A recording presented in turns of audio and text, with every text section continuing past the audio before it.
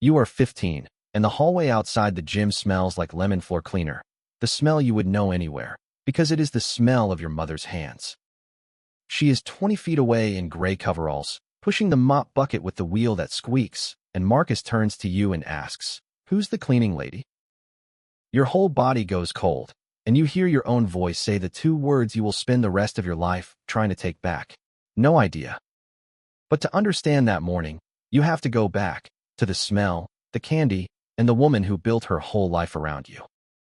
Her name is Rosa, and for 11 years she has cleaned other people's buildings so that you could grow up inside a warm one. 2 months before that hallway, she came home grinning and said she got a new job at your school. She thought you would be happy. "Now I can see you sometimes," she said, between the classes. She did not understand why your face fell. You asked her, careful, if she could maybe work a different school. She laughed like it was a joke, and you let her keep thinking it was one. Every morning, she leaves before the sky is light, in the gray coveralls with her name stitched in red over the pocket. In that pocket, she keeps the butterscotch candies, the gold-wrapped kind, one for you every single day since you were 6.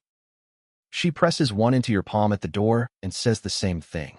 Something sweet, so the day can't be all hard. Her hands are cracked at the knuckles from the bleach, and there is always a bandage somewhere, her thumb, her wrist. She hums when she works, a song with no words, the same 3 notes climbing and falling, climbing and falling. You used to fall asleep to that humming through the thin wall, and you used to think it was the safest sound in the world. But 15 is the year you started counting what the other kids had, and what you didn't. Marcus's mother drives a clean white car and waits in the pickup line with sunglasses and a coffee cup. Your mother takes 2 buses and arrives smelling of other people's trash, and you have started timing your walk home so no one sees you together. You never said the shame out loud. You just got quieter, and you stopped letting her hug you where people could see. She noticed, of course she noticed, and she started giving you a little nod at the door instead, like she was apologizing for something. At school, she is invisible the way janitors are invisible, and you have learned to be grateful for it. When she passes you in the hall, she never stops. She gives a small wave, 2 fingers, low at her hip, where no one else can see. It is a secret hello, a code only the 2 of you know, and for a while you let yourself wave back the very same way. Then one day Marcus catches it and asks, "You know her?" And you say, "She just looks like somebody," and you stop waving back. After that, she still lifts the 2 fingers every single time, and every single time you find something on the floor to look at. Which brings you back to that morning by the gym, the morning her candy was already melting warm in your front pocket. You had taken the candy at the door like always. You had not waved. You had not said thank you. You had just left. And now Marcus is standing beside you, and Marcus has asked who the cleaning lady is, and you have already answered.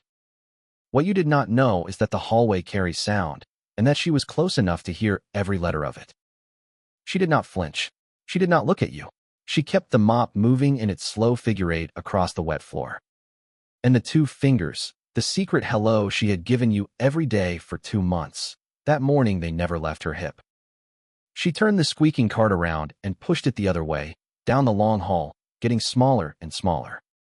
The bell rang. Marcus said something you don't remember. The candy in your pocket kept getting softer against your leg. You told yourself it was nothing. You told yourself she probably hadn't heard. You were very good, that year, at telling yourself things. That night she made the rice with the burnt bottom you both secretly liked, and she asked about your day like always. You waited for her to bring up the hallway. You almost wanted her to, so you could explain, so you could be forgiven without having to ask. She never brought it up. Not that night, not the next, not ever. She just let you keep your secret, the way she'd kept the wave at her hip. The next morning the candy was waiting in your palm at the door, gold wrapper, same as ever. "Something sweet," she said, "so the day can't be all hard." And that was the cruelest part, though you were too young to name it. She forgave you before you ever said sorry, and she made it look like nothing happened.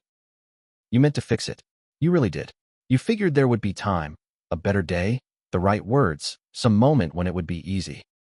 But shame is patient, and a boy is busy, and the right easy moment is a thing that never actually arrives. You got older. Your voice dropped. You stopped riding the bus with her because now you had your own friends and your own way home. At school, she still lifted the 2 fingers when she passed. Somewhere in there, without deciding to, you started lifting yours back again. It was not an apology. It was the closest the two of you ever came to one, a small hand at the hip, saying the thing neither of you could say. Senior year, she worked a double shift to buy you the gray suit you wore on the stage when they called your name. In the crowd, she did not wave the secret wave. She clapped with both hands, high above her head, where the whole room could see her. You waved back to her the same way, both arms, up high, and for once you did not care who was watching. Then you left for the city, the way kids do, promising to call every Sunday, and mostly forgetting until Tuesday. When you called, she never asked you to come home.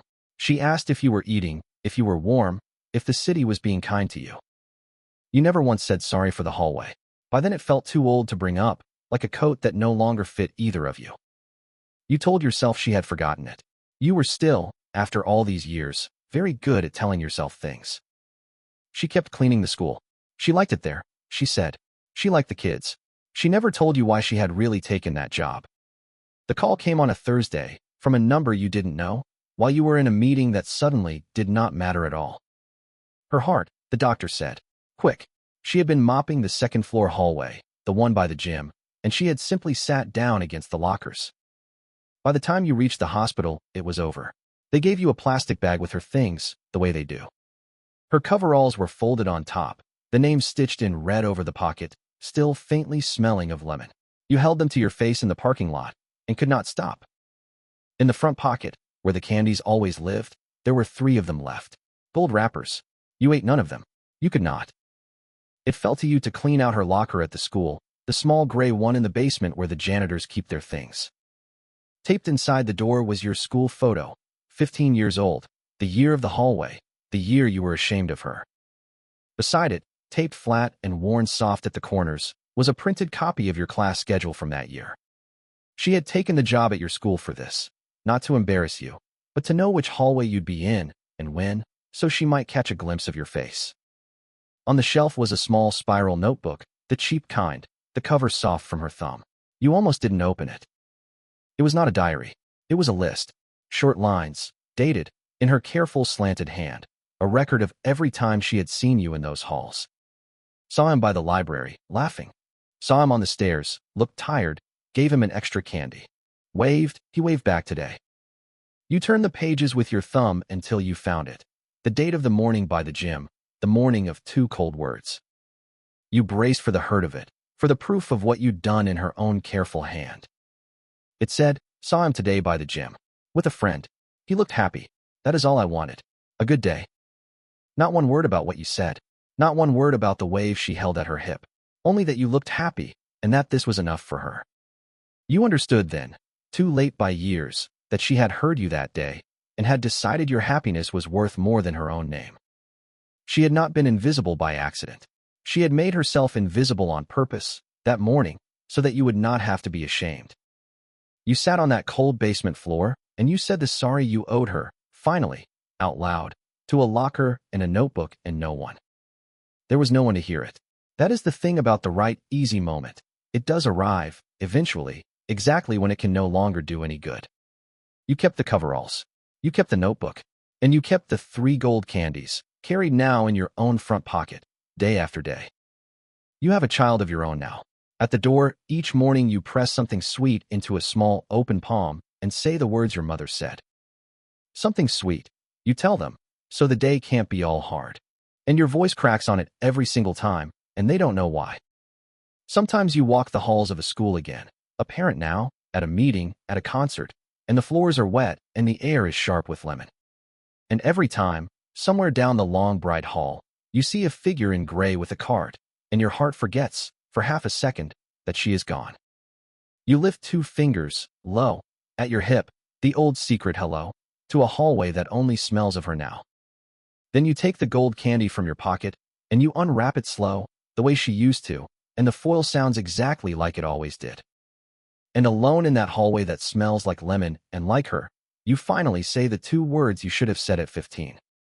You look toward the place where a woman in gray used to stand, and you say it, plain and too late and true. That's my mom.